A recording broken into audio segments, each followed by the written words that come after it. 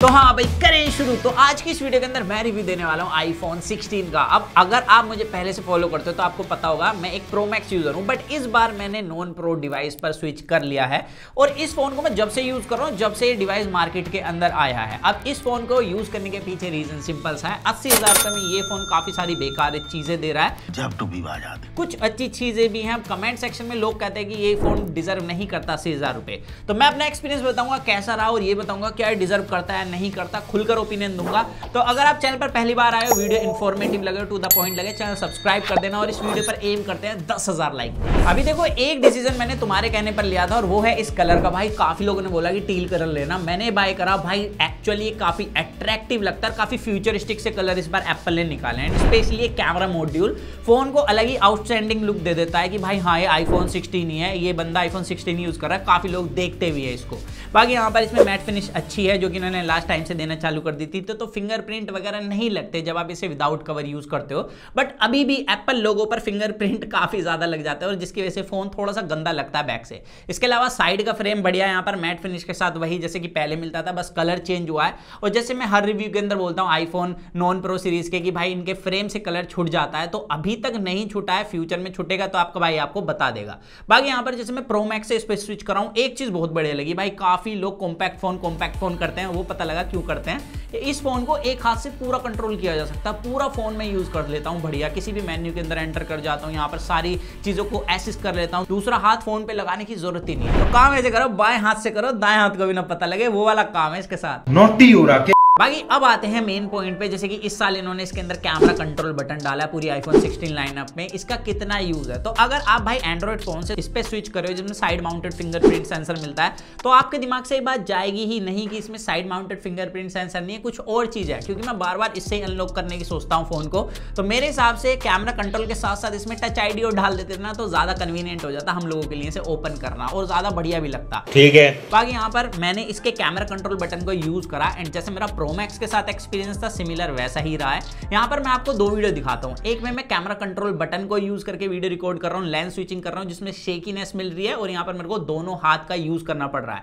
दूसरी तरफ मैं डायरेक्ट भाई कैमरा ऐप ओपन करके यहाँ से वीडियो रिकॉर्ड कर रहा हूँ, यहाँ पर लेंस स्विच कर रहा हूँ, कितनी स्मूथली हो रही है, वो भी एक हाथ को यूज करके। तो आप इससे ही अंदाजा लगा सकते हो कि कैमरा कंट्रोल बटन इतना कन्वीनियंट नहीं है जितना कि हम नॉर्मली फोन के कैमरास को यूज कर सकते हैं। ऊपर से इस फोन का साइज छोटा है। प्रो मैक्स में जो मेरी उंगली है भाई कैमरा कंट्रोल बटन पे लगती थी, लेकिन यहाँ पर मेरे को एडजस्ट करना पड़ता है, जिसकी वजह से थोड़ा सा ना शेकीनेस वाली प्रॉब्लम मेरे को मिली है इसके साथ और उतना कन्वीनियंट नहीं मिला है।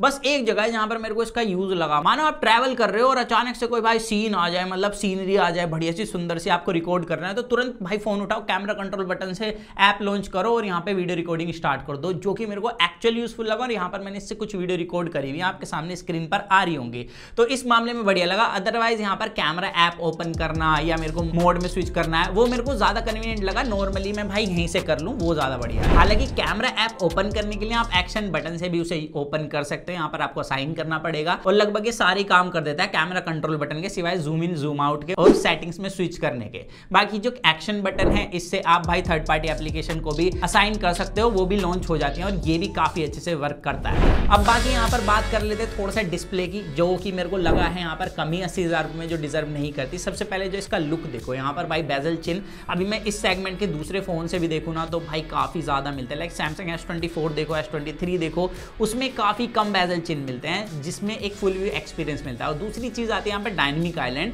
जो एक्सपीरियंस और बिगाड़ देती है। यहाँ पर रील शॉट देखते कोई कंटेंट देखते हुए नजर में आती है, जो कि थोड़ा इरिटेटिंग लगता है। अब यहाँ पर आती है मेन मेजर प्रॉब्लम जो मेरे को फेस हुई है। अगर आप किसी 120 हर्ट्ज पैनल वाले फोन से इस पर स्विच करते हो ये सोच के कि भाई एप्पल की स्मूथनेस तो बहुत तगड़ी है, तो भाई आप थोड़ी सी गलती कर रहे हो, क्योंकि यहाँ पर आप 120 हर्ट्ज से जब 60 हर्ट्ज में स्विच करोगे और इसका फेस आईडी से भी अनलॉक करोगे, तो यहाँ पर जो एनिमेशन आती है ना उसमें आप फ्रेम्स देख सकते हो, क्योंकि यहाँ पर पूरे आधे फ्रेम हो गए 120 से 60 FPS। तो यहाँ पर आपको थोड़ी सी ना जिटरी वाली फीलिंग आएगी। इसी तरीके से किसी ऐप को ओपन करके स्वाइप अप स्वाइप डाउन कर रहे हो, उस टाइम पर भी आपको थोड़ी सी जिटरिंग देखने के लिए मिल सकती है, बिकॉज आप अपनी आंखों से फ्रेम को अच्छे से देख पा रहे हो, आपकी आंखों को आदत लगी है उस टाइम पे 120 हर्ट्ज की और आप 60 हर्ट्ज देख रहे हो, तो यही होगा ना। और ये चीज ना पहले इतनी नोटिसेबल नहीं थी, क्योंकि भाई ज्यादातर ब्रांड 120 हर्ट्ज तो दे रहे थे, लेकिन उनके जो UI थे उसके हिसाब से ऑप्टिमाइज नहीं थे। लेकिन अभी विद टाइम एंड्रॉइड स्मार्टफोन्स के अंदर भी 120 हर्ट्ज के हिसाब से यूआई को काफी अच्छे से ऑप्टिमाइज कर दिया, जैसे कि हमने सैमसंग और मोटरोला के फोन के साथ देखा है। तो अब इसके अंदर भाई काफी कमी फील होती है मेरे को, और ट्रस्ट मी ये बहुत ही ज्यादा लो एक्सपीरियंस मेरे को दे रहा है अभी तक फोन। बाकी यहाँ पर अगर डिस्प्ले क्वालिटी की बात करूँ, इसमें कोई दिक्कत नहीं है। यहाँ पर ये HDR अच्छे सेट कर लेता है, OTT प्लेटफॉर्म पर भी आप HDR कंटेंट स्ट्रीम कर सकते हो, क्वालिटी काफी बढ़िया है। बट ये आउटडोर जाके अगर आपने फोन 10-15 मिनट चला लिया ना, कैमरा यूज कर लिया, उस टाइम पे ब्राइटनेस मेजरली ड्रॉप कर लेगा। तो ये वाली दिक्कत अभी भी इस फोन के साथ है। बट दो चीजें जिन्होंने मुझे हाईली इंप्रेस करा है, कंटेंट देखते देखते स्पीकर्स की क्वालिटी काफी लाउड और रिच है भाई, बेस भी बहुत बढ़िया मिलता है। मैं कहूंगा कि इस प्राइस में कोई भी फोन इतने तगड़े स्पीकर्स नहीं कर रहा ऑफर। दूसरी चीज आती है, जैसे आईफोन 15 सीरीज में मैंने बताया था नेटवर्क इश्यूज काफी थे, बट इस बार नेटवर्क इशू नहीं मिल रहे मेरे को, क्योंकि इस बार इन्होंने नया 5G क्वालकॉम का मॉडेम यूज करा है। अब यहाँ पर नेटवर्क स्ट्रेंथ इतनी अच्छी है कि मैं इंडोर भी अभी तक अच्छे से बात कर पा रहा हूँ, मेरे को नेटवर्क कनेक्टिविटी में कोई भी दिक्कत नहीं लग रही है, और ना ही नेटवर्क की वजह से फोन हीट वगैरह हो रहा है। अब इसके अलावा भाई इसकी परफॉर्मेंस की बात करी जाए तो पहली बार एप्पल ने नॉन प्रो सीरीज के अंदर 3nm बिल्ड A18 प्रोसेसर डाला है। आपको पता है NPU के लिए यहाँ पर AI डालना है इसके अंदर भी, हालांकि अभी तक AI इसके अंदर है नहीं, जब आएगा जबकि जब देखेंगे, एप्पल को खुद नहीं पता कि कब आएगा।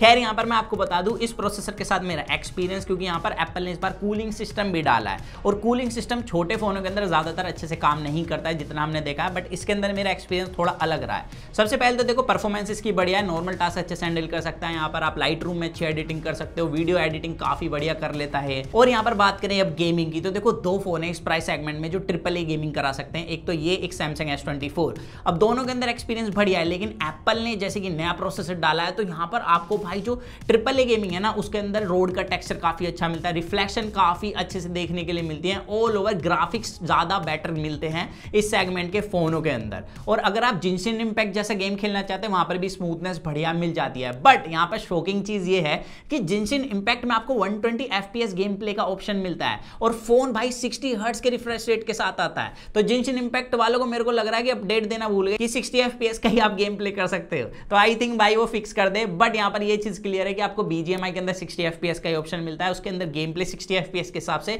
ठीक मिलता है। अब यहाँ पर गेमिंग अगर आप करोगे तो पहले वाले आईफोनों की तरह यहाँ पर भी ब्राइटनेस ड्रॉप होती है, बट जैसे कि एप्पल ने इस बार कूलिंग सिस्टम डाला है, तो भाई ये जल्दी ठंडा हो जाता है, बीच बीच में अपनी ब्राइटनेस को भी रिकवर कर लेता है काफी जल्दी पहले के कंपैरिजन में। और इस बार कोई मेजर हीटिंग इश्यूज नहीं है हैवी टास्क के अंदर भी, बिकॉज ऑफ कूलिंग सिस्टम। और जो इसका कूलिंग सिस्टम है वो प्रो मैक्स से बेटर परफॉर्म कर रहा है। इसके लिए आप हमारी S24 वाली वीडियो देख सकते हैं, जिसके में हमने इसके साथ कंपेयर किया। तो इन शॉर्ट भाई परफॉर्मेंस काफी बढ़िया देखने के लिए मिल रही है इसके अंदर। बट यहाँ पर अब बग की बात कर लेते हैं। अगर आप कैमरा यूज कर रहे हो, आपने 2x में स्विच करा है, और अचानक से आपको कोई कॉल कर दे, आप चाहे उसे म्यूट कर दो, फिर भी भाई जो कैमरा है 2x में वो फोकस छोड़ता रहेगा, और ये कंटिन्यू बग हमें अभी तक मिल रहा है इस फोन के अंदर। बाकी इसके अलावा मैंने कोई भी सॉफ्टवेयर बग अभी तक इस फोन के अंदर फेस नहीं करा, जो करा आपके सामने रख दिया। अब यहाँ पर कैमरास की बात करें तो उसकी खुल के कर लेते हैं। यहाँ पर कैमरा क्वालिटी मेरे को डेफिनेटली बहुत बढ़िया लगी है, स्पेशली वीडियो रिकॉर्डिंग। यहाँ पर डेप्थ काफी अच्छी मिल जाती है, स्क्रीन टेक्सचर बढ़िया, लाइट कंट्रोल बढ़िया है भाई, प्रो मैक्स से बढ़िया लाइट कंट्रोल लगा है मुझे पर्सनली इस प्राइस पॉइंट पर।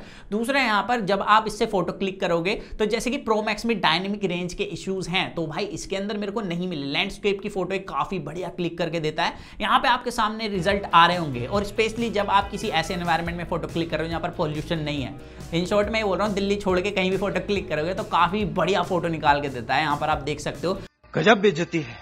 मेरे को पर्सनली इसकी फोटो वीडियो क्वालिटी काफी बढ़िया लगी है। लो लाइटिंग फोटोज आपके सामने आ रही होंगी, नाइट मोड लगाती है, काफी तगड़ी फोटो क्लिक करता है। ये वाली जो फोटो देख रहे हो ये बिल्कुल डार्क नाइट मोड के अंदर लिया हमने 10 सेकंड पे सेट करके।